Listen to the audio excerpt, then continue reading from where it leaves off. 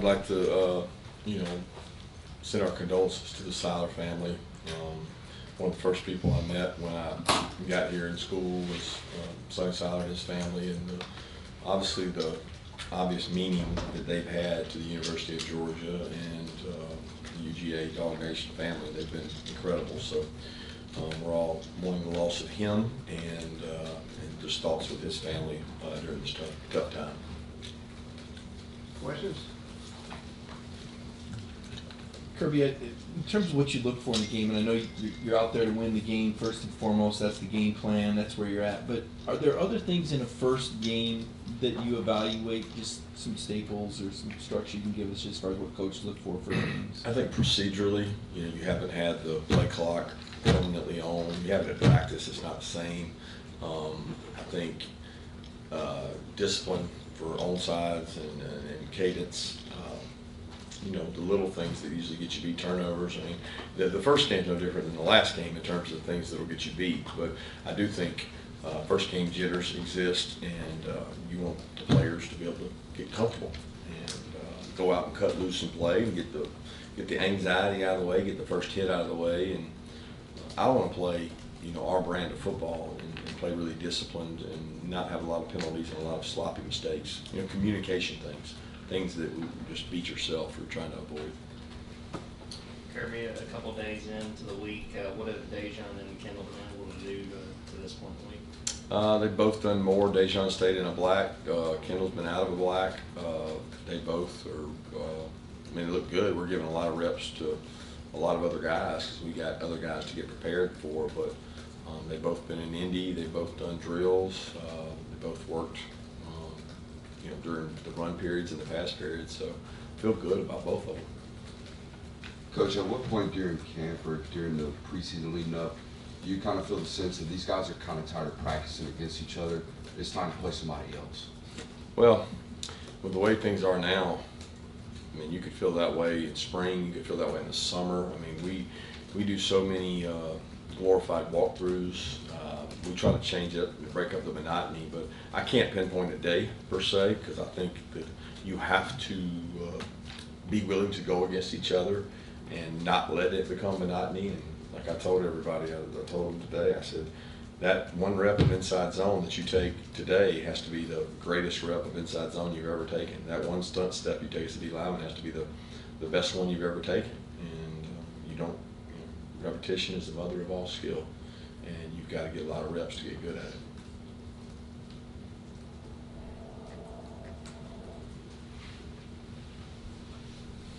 Yeah, this being Julian Humphrey's second year in the program, what have you seen from him in terms of how he's grown and how he's gotten better in approach this season? Yeah, I think Fran's done a tremendous job with Julian. He's a fast guy that came in, kind of raw talent, had not played a lot of the techniques that we're teaching in terms of you know, multiple coverages. He played a lot of man, and he's grown as a player. He's gotten tougher. He's gotten more physical.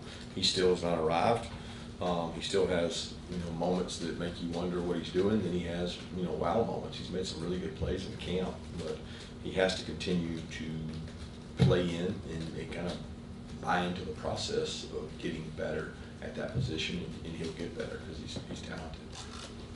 Coach, when we spoke to Coach Shimmy, he talked about installing with volume, starting with, you know, volume with the defense. With young players, you talked about Julian maybe learning the playbook a little bit more. Is there ever a talent overweighs the knowledge of the playbook where we just put them out there, maybe simplify things? Well, I think to simplify things, it takes away a little bit of our advantage, and you know, we don't have to simplify things because we've got players with experience. We're good teachers. We had two freshmen last year that were talented enough and smart enough to walk out there and start a third by the end of the year with Jalen Walker. So between Michael, Jalen, and Malachi, we've proven that we can play with freshmen and have volume. So we don't look at it as we have to give up one to get the other. We're going to do all we can to help people have roles and learn and put the best people out there to give us a chance to win. We'll have a chance to talk to Zion in a little bit. Just what kind of progress have you seen from him and the value of having a defensive lineman like him and the kind of experience he has? Well, he creates a lot of value in the locker room. He's a lunch pail guy. He carries his lunch pail every day to work, and he gives you an honest day's work every day.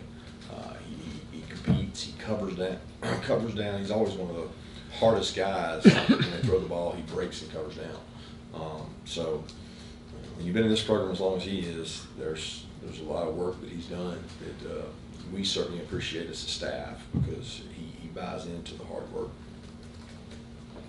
Yeah, to follow up on that, you've got Zion, Trammell, Nazir, all these guys that have played so much football. Just how unique is it having that many guys that have played much football as they have, and how valuable are they in terms of setting the standard for those younger guys like Kristen Miller, Jordan Hall, guys like that through fall camp? Yeah, that's what they do. They set the standard, and we challenged them this week to set the standard for a game week of practice, and those guys do that. They set an example. They're able to carry the weight and show guys how it's supposed to be done because they have a unique spot because they've been part of a lot of success. So they carry the weight and they show those guys how to practice and what to do to get better. And they've all kind of become products of that because none of those guys were immediate success stories upon arrival. They kind of had to earn it. Coach, have you determined yet, how big your roster will be for this thing? I guess you're unlimited, right, on a game like this? Will you be 80 or 100? And then kind of on that, you have such a big wide receiver core, and it seems talented and deep. Where do you like to shave down to in terms of having a rotation of kind of regulars in there? I don't know. I feel like we're thin at wide out. Everybody keeps talking about this wide receiver core, and I'm like, we are thin. We just don't have enough depth there. We don't have enough guys in our 2 deep to finish practice, and so it makes it tough. We got guys dinged up, guys injured, so it makes it a little bit harder. But I don't know that you have a rotation. I mean, the year LSU won the national championship, I think 95% of the snaps were 3 receivers, and there were 3 really good receivers. So you play the players that give you a chance to play. We have a bar, and we say this is winning football above it, and this is losing football below it. And if you can play winning football, then we're going to give you opportunities and chances to play based on what you have shown us. And we got some guys that can play winning football. We probably got 6 or 7. We probably got 3 or 4 that are right on the line that aren't playing winning football yet that we're going to try to get ready. So that's the hope. Overall dress out, do you have any? Overall dress out. We hadn't really talked. I mean, I can dress the entire roster if I want to. I mean, it's just going to be a matter of deciding how much room we have on the sideline. We'll have some other games that we have an opportunity to dress those guys for. We try to reward everybody by dressing at least one during the year. Typically, we do the guys that came to camp because they've been through the most practices, and then try to get the guys that came out when school came later. Kirby, you mentioned Trey Scott getting his start at UT Martin. Obviously, had stops at North Carolina and Ole Miss briefly before he got here. What was it that attracted you to him, and how have you seen him grow and develop as a coach in his, 7 seasons now? Well, the first thing that attracted me to him was Pete Jenkins, who is the father. All right, over there. The father of all D-line coaches. One of you should go do a special on Pete Jenkins, but he is. What's the right word? He is I don't want to call him a dinosaur, but he is one of a kind. He has been through every SEC school, maybe but Georgia. He is the father of at least 120 defensive line coaches. Trey would tell you that he helped develop him, and when we needed a defensive line coach, we called Pete and said, Pete, give us somebody in your tree and tell us where the best young one is, and we want him to develop here at a really great university. And Pete talked about Trey, and I think Trey at the time had just gone to Ole Miss, and we hired him. But he had a background that started at UT Martin, like we all did, and he played back in the Division II Gulf South Conference days over in Arkansas, and I had some history there, so I had a lot of respect for the way Trey had worked his way up and earned it. And he's done nothing but the same here. Kirby, I'm doing a story on the idea of halftime adjustments. I talked to a few coaches, and I know that 2017 you had a couple games that kind of broke different ways at halftime. But what's been your experience with? Is it kind of an overused term, or how much can you actually do at that point? Yeah, I would think it is an overused term. I think it's more important now than it's ever been with the advent of the offense. There's so much volume of offense out there that by half, you feel like you have an understanding of where they're trying to attack you and what they're trying to do. So you obviously get more time to go in and adjust at halftime. Back in the days of, let's call it 2008, 2010, 2012, you know, it wasn't like that. There wasn't that same, there was a physicality to the game that's probably unseen now, from direct runs and people playing in a phone booth, and there was a little less adjusting you could do to that. You could tweak some things, but now there's alternatives, and there's a lot more offense out there. Every offensive play has 3 plays on it, so defenses have to find ways to be creative to create an advantage. And you know, I think there's a lot more strategy now. Some offenses hold things for the second half, some defenses hold things for the second half. And I've been always a big believer, if it's good enough to use it, you better use it in the first half, and not save it for the second. But we try to do a good job of doing that, and you know, sometimes it works, sometimes it doesn't. But it has a lot to do with the players, not the adjustments. Kirby, you mentioned about studying the All Blacks, and I think I heard you say about you grew up watching Jordan and the Bulls. Have you looked at teams that have repeated in other sports to learn about some of the traits that help them succeed? No, I have not. Not that I know of. I don't think that we have. We really haven't studied anybody that repeated. And the All Blacks was more about being the winningest organization. I don't know. I mean, I would assume if they were the winningest organization, they probably repeated, but I don't even know if they have.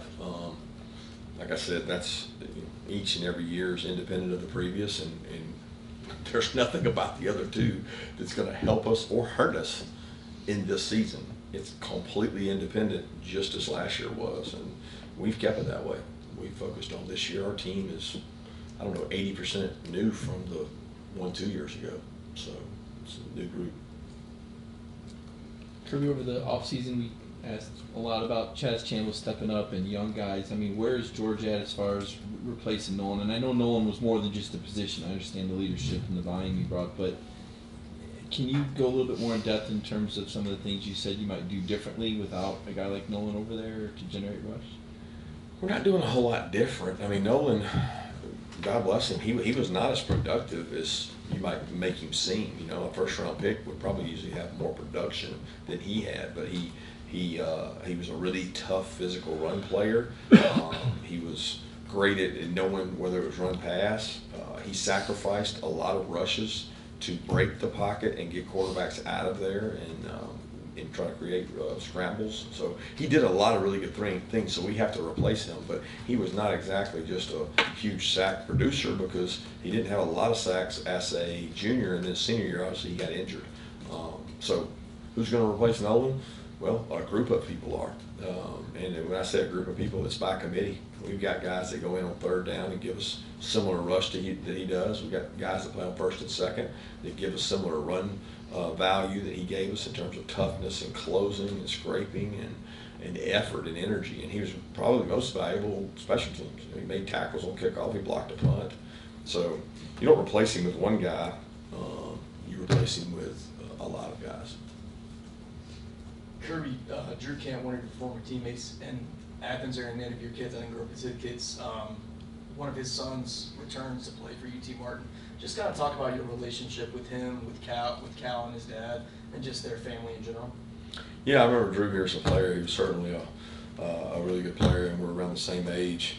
I remember his son as well. I remember when his son was here locally and through and worked out and was kind of growing up. But got a lot of respect for their family, and looking forward to having them, come to Sanford Stadium. I know it'll be special for them as a family to watch him, play in that same stadium. Coach, I'm curious to hear your stance on how you think this offense has kind of changed over the years. How has Georgia offense changed over the last 7 or 8 years?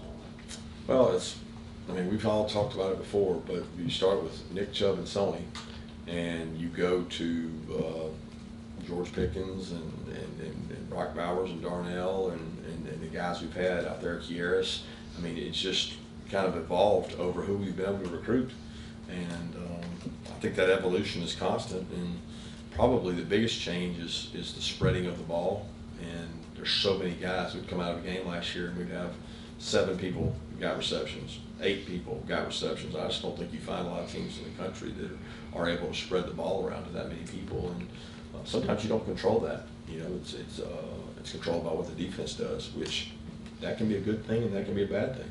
If defense is controlling where it goes, they're telling you where they want you to throw it.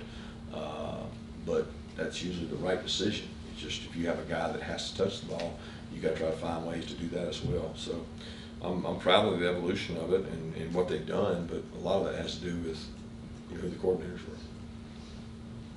You know, Kirby, two guys that played big roles for you guys on defense last year, Kamari Lassiter, Shmuel Munder, have been dealing with foot injuries. How they progressed this week, and how are they looking in terms of what they might be able to do for you guys on Saturday?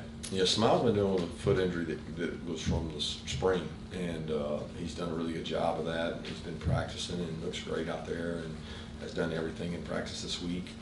And Kamari's looked good out there and done everything. He was dealing with a foot sprain, but he's practiced and done really well this week. Another guy coming off a foot injury, Dan Jackson, a guy that just gives you experience and depth. How is he looking? Is he close to 100% and contributing on Saturdays? Yeah, the foot injury's not. He's been great. He's had no issues with the foot. He's had a hamstring from early in camp, but he's practiced. I don't know if it's the last 4 days, 5 days. They all run together on me, but he's practiced since the last scrimmage. I know that he did low volume in the scrimmage, and he's picked up volume ever since, and he's taking all his reps right now. I want to ask you about someone else on your staff, and Todd Hartley. When you had the opening on the staff, what sort of stood out about him and convinced you to bring him on? Well, I had tried to hire Todd prior to that.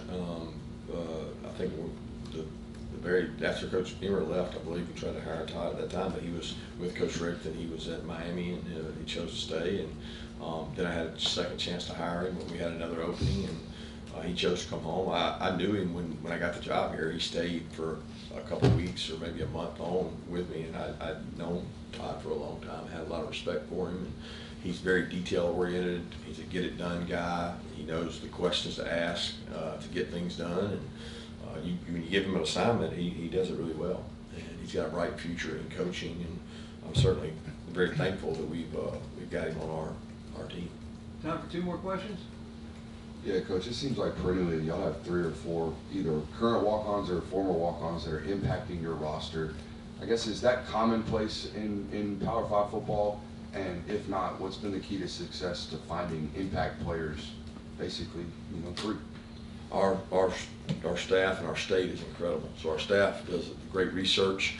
We leave no stone unturned. We don't just go recruit 5-star guys. We go to high schools and visit and try to find out the intangibles of good football players and if they have interest in coming in our organization, because your organization and culture is made up of just as many walk-ons as it is scholarship players. And I have a lot of respect for walk-ons and what they do. And I don't know relative to others because I don't have a way of researching that, Like when I look at a team's roster, I don't know who's a walk-on and who's not, so it's hard to identify that. I do know that we've had success nurturing those relationships and developing those players. And a lot of times they're your smartest, toughest, and they do exactly what they're coached to do, so you get good production out of them. And we're very blessed to be in a state where high school football's so good that you find guys that help you. Coach, I know you're always proud of all your guys who want to play at the next level, but you find out a guy like Kieras, makes the Titans as a free agent, they get a little bit extra buzz. Yeah, we announced that today in the team meeting right before practice. I got text, and Kieras texted me, and one of the guys at the Titans texted me, and the whole team went nuts, man. Kieras was just ecstatic, and I mean, who better deserves that than a guy that went through 2, 3, 4 injuries? He was on the leadership SEC committee and represented this university on every board you could be on, and stood up in front of the team and led, and just unbelievable leader, and had all the cards stacked against him, and he still overcame all that and made it on what is one of the toughest things to do in all sports, to make that 53-man roster, and he did. I'm really proud of him. Thank you. Thanks.